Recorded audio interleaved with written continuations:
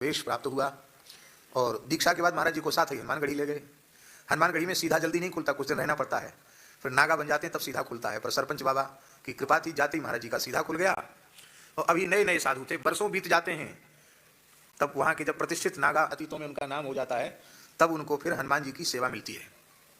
हनुमानगढ़ी में हनुमान जी की सेवा का सौभाग्य सबको प्राप्त नहीं होता है, उसकी कुछ नियमावलियाँ हैं। उन नियमावलियों में प्रथम अनिवार्यता है कि जो हनुमान जी का पुजारी हो, हनुमानगढ़ी का साधु होना चाहिए, रामानंद संप्रदाय का निर्वाणी अखाड़े का साधु होना चाहिए, पहली शर्त ये। दूसरी शर्त है कि पवित्र विप्र कुलोत्पन्न होना चाहिए, ब्राह्मण ही होना चाहिए। गुरु जी को लेके देना पड़ता है ब्राह्मण है, और घर पंच जाकर के पता लगा के आते हैं, झूठ तो नहीं बोला है। पंच पता करके आते हैं कि कहीं ऐसे ही तो नहीं बोला है कि ब्राह्मण है, पर पंच पता करके आएंगे, प्रमाणित करके आएंगे ब्राह्मण है कि नहीं। ब्राह्मण होना चाहिए, विवाह करके साधु बना हुआ नहीं होना चाहिए, बाल ब्रह्मचारी होना चाहिए। विवाह करके साधु बन जाएगा तो हनुमान जी का पुजारी नहीं बनेगा। बिना ब्याह वाला होना चाहिए, बाल ब्रह्मचारी होना चाहिए, ब्राह्मण होना चाहिए, विरक्त होना चाहिए, हनुमानगढ़ी का नागा होना चाहिए। 4 पुजारी होते हैं हनुमान जी के, 4 पट्टी हैं वहाँ, पट्टी वसंतिया, पट्टी उज्जैनिया, पट्टी हरिद्वारी और पट्टी सागरिया, ये 4 पट्टी हैं। 4 पट्टी के 4 पुजारी होते हैं, 4 पट्टी के 4 महंत होते हैं। एक अनिका श्री महंत होता है, एक गद्दी नसीन होता है, इतने विशिष्ट पद हैं। और एक सरपंच होता है, पंचों के ऊपर एक सरपंच होता है। तो महाराज जी अभी तो वो जो आवश्यक लिखा पढ़ी वाली कार्यवाही भी पूरी नहीं हुई थी, और महाराज जी हनुमान जी की पूजा में चले गए। विरक्त हुए ही थे, अभी ज़्यादा लंबा समय नहीं हुआ था। महाराज जी के गुरु भाई थे अमरदास जी, उनको पुजारी का चयन हुआ था उनका, पर वो मंदिर में जैसे ही गए तो वहाँ हनुमान जी को छूकर शपथ लेनी पड़ती है।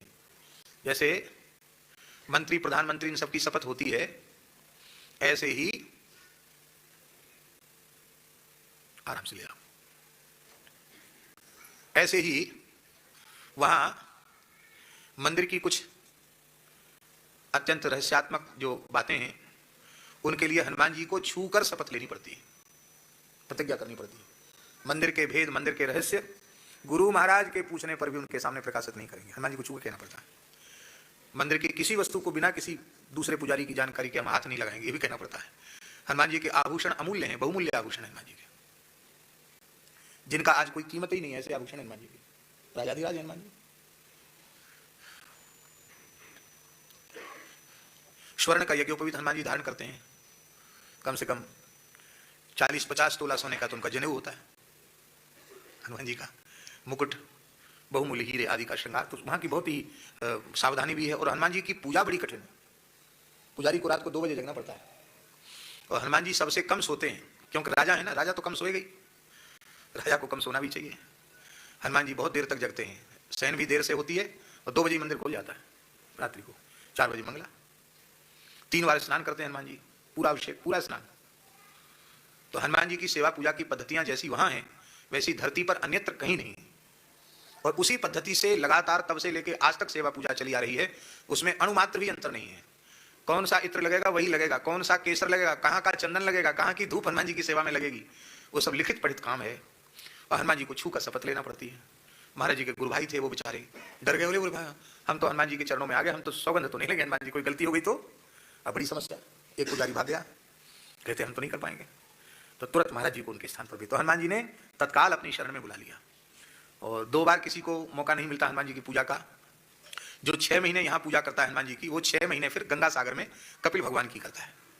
इस तरह से 1 वर्ष, 6 महीने यहाँ और 6 महीने वहाँ। अगले वर्ष फिर नए साधु पट्टी के उनको सौभाग्य मिलता है। और वो जो भी चढ़ोतरी हनुमान जी की होती है, उसी से पूरा हनुमानगढ़ी चलता है। वो सारा खर्चा पुजारी चलाते हैं, हनुमान जी चलाते हैं, और जो खर्च से बच जाता है वो पुजारियों का होता है। हनुमान जी पूरा खर्च चला देते हैं, उसके बाद जो बच जाता है वो पुजारियों का उस पर हक होता है। और हनुमान जी इतना पुजाते हैं कि पुजारी कभी घाटे में रहता नहीं है। अष्ट सिद्धि नवनिधि की दाता, असवर दीन जानकी माता। केवल वही एक ऐसा स्वरूप है जहां हनुमान जी तो सिंहासन पर बैठे हैं, और श्री राम लक्ष्मण भरत शत्रुघ्न और माता जानकी जी पीछे खड़ी हैं। राजा बैठे हैं और उनके परिकर खड़े हुए हैं।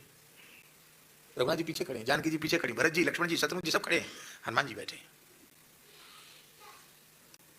इस धरती का एक छत्र सम्राट रघुनाथ जी ने हनुमान जी को ही नियुक्त किया। इसलिए कोई शासन बदलो संसार में, शासन तो हनुमान जी का ही है। डंडा सब पर हनुमान जी का ही चलता है, चलेगा और चलता रहेगा। हनुमान जी कभी कमजोर पड़ने वाले नहीं। तो श्री हनुमानगढ़ी में भी 2 बार पुजारी पद प्राप्त हुआ और 2 बार कपिल मुनि की सेवा महाराज जी को प्राप्त हुई। महाराज जी वहां हनुमान जी को नित्य तुलसी दल में 1 सहस्त्र श्री सीताराम लिख करके, राम नाम लिख करके हनुमान जी को अर्पित होता, 1008 तुलसी में महाराज जी चढ़ाते थे। पुजारी ही लगते हैं चंदन से।